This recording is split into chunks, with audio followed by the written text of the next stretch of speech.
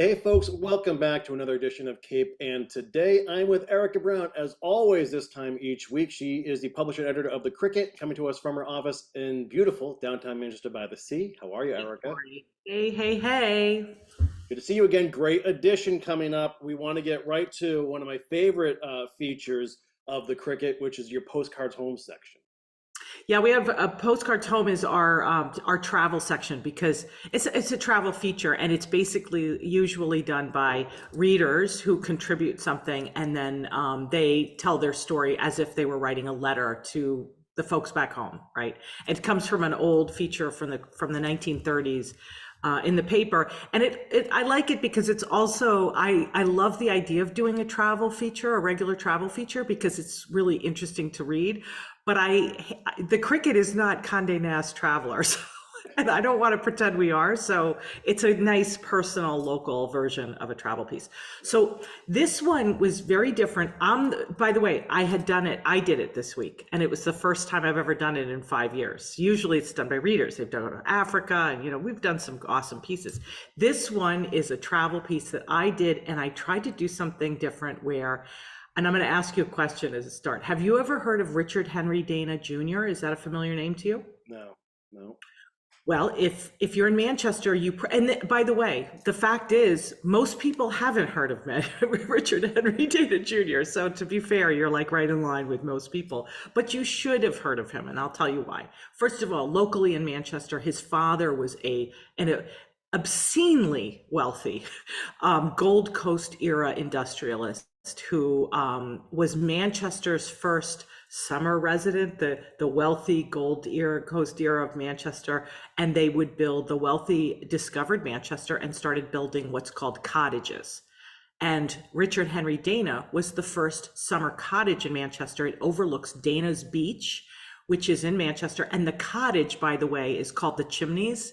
Weems, the sculptress, she actually owned it. She was a descendant of, and in any case, I don't want to go far, but anyway, it's a massive mansion. It is not a cottage.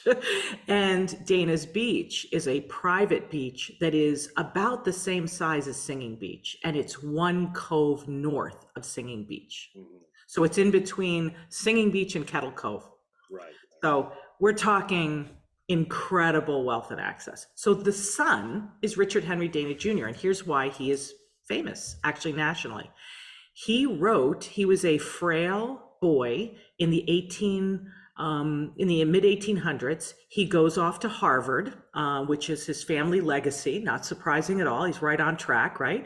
And in the middle of it, he caught measles, and then he had a measles-related blindness, which is sort of a blindness. And at the time, physicians said that it was a good idea for you to go out to sea to heal the blindness, which, by the way, in a weird thing, it actually was successful. I don't know anything about it medically.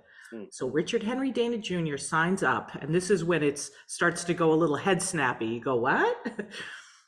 At 19, he left Harvard and he signed up as the lowest rank, a crew member on a brig called the Pilgrim that was going to California, which at the time was a colony of Spanish-owned Mexico. Was not even a part of the United States. So we're talking 1836. He gets on the boat and it takes 2 years to go around Cape Horn, and he signs up to go 2 years before the mast. That's his book. Have you ever heard of the book, 2 Years Before the Mast? I've heard that title, but I never made this connection. Well, here's what happened.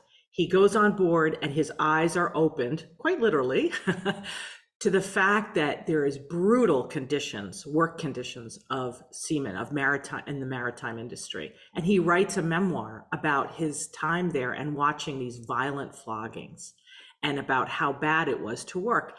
And it ends up becoming the dawn of the workers' rights movement.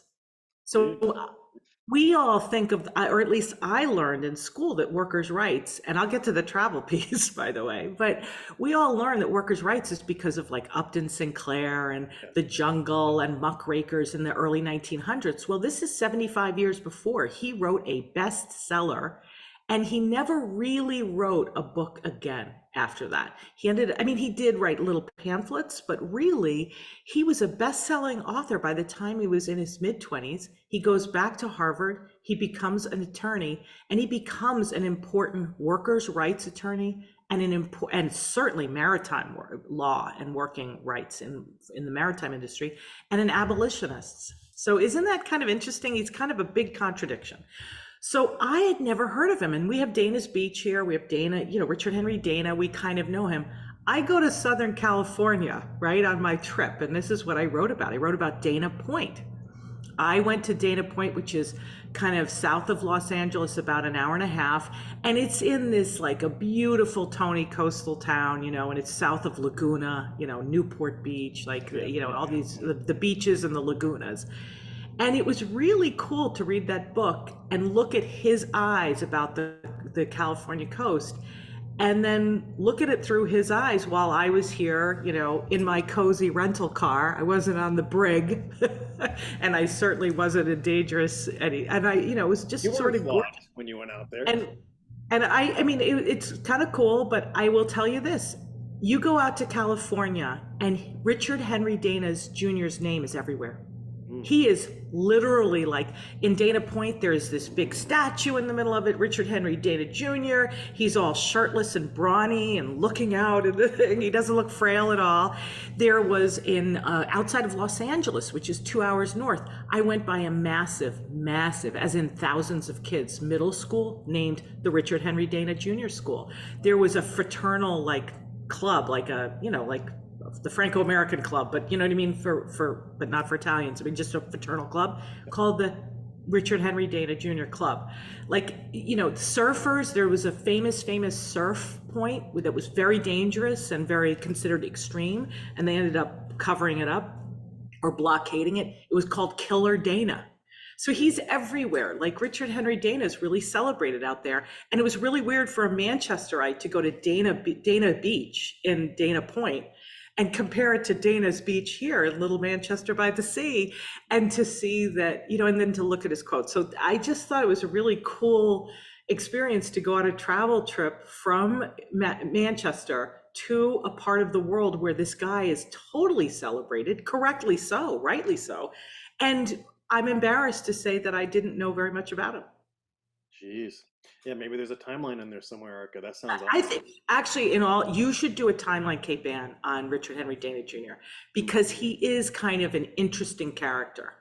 And he is definitely a contradiction. And I think I concluded in my piece that I don't like contradictions, but contradictions are completely that's what makes life awesome, actually, and spicy. If everything was predictable, then how much fun would it be?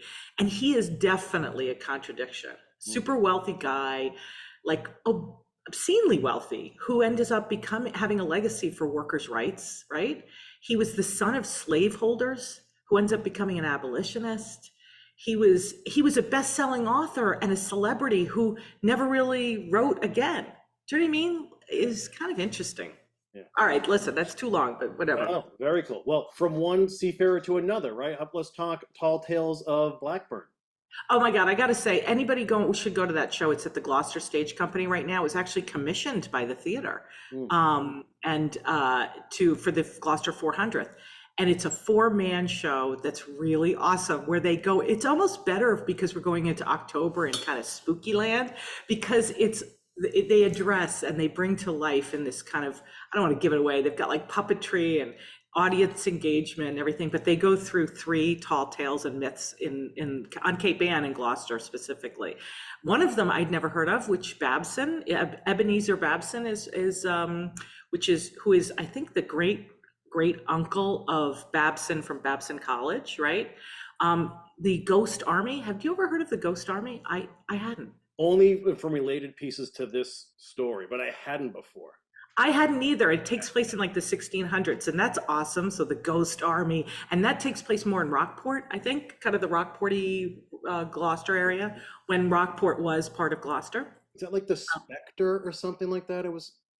Didn't it have a weird name, something like that? I can't remember. Well, they just called it the Ghost Army in this, and perhaps I wasn't listening closely enough. I don't know. I'm thinking out loud. But that was awesome. And then they went into, and this everyone knows, but it was really interesting and well done about Dogtown. They really go into Dogtown and the women of Dogtown, the witches of Dogtown, and really the African American population and the people of Dogtown, and about how Dogtown, and I didn't know this, was a center. It was like a city center almost of Gloucester. And then they ended up going to the sea and abandoning Dogtown, which is kind of interesting. I always thought Dogtown was an outpost. Right. But it was kind of a real legit pillar of the local community in Gloucester. So that was kind of cool. Yeah. And then they went into the sea serpent, which, I love that. We've talked about that. And about how, I love the fact about how there were like hundreds of sightings of the sea serpent all around Cape Ann and down as south as Salem. And I only know that because of the Manchester Historical Museum, because the Manchester Historical Museum, I think, has the only drawing, a first-hand account drawing of the sea serpent, and they have it in their collection. And it was from a local sailor out of Manchester who went out in a rowboat and actually drew it, and it's a very cool drawing. Yeah. Anyway, so I recommend people go. I think it's running through like the 24th or something like that, but I thought it was awesome. Awesome. Yeah, that's great stuff. Okay, and lastly, Erika, we have a big forum coming up this week. A couple things are coming down the line for us here in Manchester. Yeah, we have a bunch of public forums coming up in Manchester, and Essex is going to kick up soon. I don't want to ignore Essex, but in terms of local business, we've already talked about this, but remember we talked, I think it was the last couple of weeks, about the Rotunda and what they're going to do with the Rotunda at Tux Point. Well, that public hearing is on Thursday, September 14th, and if you care about what's going to happen there, you better show up. Right? You better see, because the selectmen are going to make a decision based on that public hearing on what they're going to do. It's either going to stay where it is in two versions of the options. There's three options. Two of the options are keep it where it is, the rotunda that goes out into the water at Tux Point. It's a beautiful historic structure. And the third option is to bring it on land, which is highly controversial. People feel very strongly about Tux Point and the rotunda. And that would make it a gazebo. We'll have to, I mean, my big thing is I wonder if Cindy Reza, who is a local resident, Cindy Reza's local Manchester, and she's the unofficial mayor of Tux Point, and she makes herself known. If you do something wrong at Tux Point, you are going to get some finger wagging from Cindy Reza, who I love, and she's always there, and she feels so strongly. She sent in a really funny, awesome, and heartfelt letter to the editor about what should happen to the rotunda. Oh, yeah. Spoiler alert, he doesn't think it should go on land. You made a great point. A rotunda on land is a gazebo. So that's right. Anyway, so that's it. That's sort of what's going on. Perfect. Okay, thanks for your time, Erika. We'll do this next time, next week. Yeah, exactly.